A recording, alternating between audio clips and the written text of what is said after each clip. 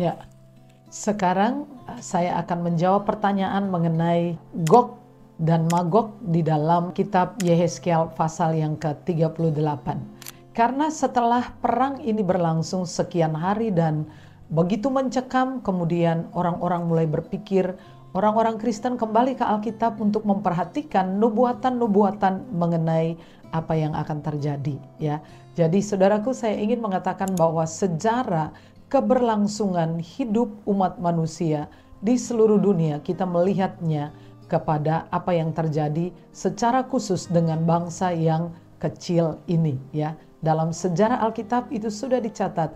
Kemudian orang bertanya, apakah ini yang diartikan dengan Gog Magog, ya? Kata Magog disebutkan pertama kali dalam Kejadian pasal yang ke-10, dan kata Gog tidak disebutkan. Magog merujuk kepada nama personal, yaitu keturunan dari Yafet yang adalah putra Nuh. Kemudian Gog dan Magog disebutkan di dalam Yehezkiel pasal 38, dan kita bisa memeriksa dalam ayat-ayat di seluruh pasal itu bahwa Gog dan Magog itu merujuk kepada oknum bernama Gog yang berasal dari Magog. Magog merujuk kepada wilayah atau negeri. Tetapi dalam perkembangan sejarah Yudaisme selama berabad-abad, kemudian kitab Yehezkiel ini ditulis dengan tulisan bukan Gog dari Magog, tetapi Gog dan Magog. Apakah ini?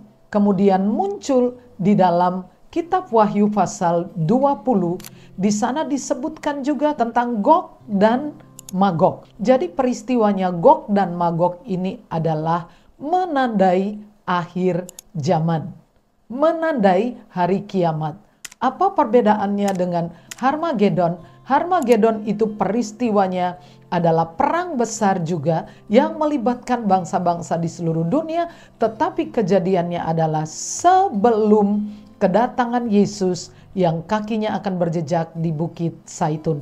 Sedangkan Gog dan Magog adalah peristiwa ini terjadi sekali lagi perang besar, yaitu ketika iblis dilepaskan dari jurang maut dan dia pergi di dalam Wahyu pasal 20 menghasut dan mempengaruhi semua bangsa-bangsa dari utara, dari Rusia dan yang dulunya adalah Uni Soviet, dari bangsa-bangsa di timur Afrika, dari selatan China sangat mungkin ikut di dalamnya, dari barat yaitu negara-negara Eropa, dan mereka akan bersatu untuk datang berperang melawan orang-orang beriman, orang-orang kudus yang dipimpin oleh Yesus Kristus sebagai Raja Damai selama 1000 tahun kerajaan damai.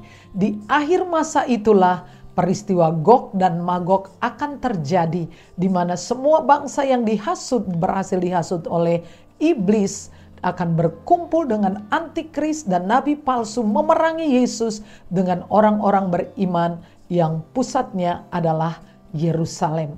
Dan peperangan itu pada akhirnya dicatat di dalam kitab Wahyu bahwa api dari langit akan turun dan membakar musuh-musuh daripada Yesus Kristus, dan pada akhirnya maka iblis juga nabi palsu dan antikris akan dilemparkan ke dalam lautan api dan belerang, dan kemudian akan ada pengadilan yang terakhir, itulah hari kiamat.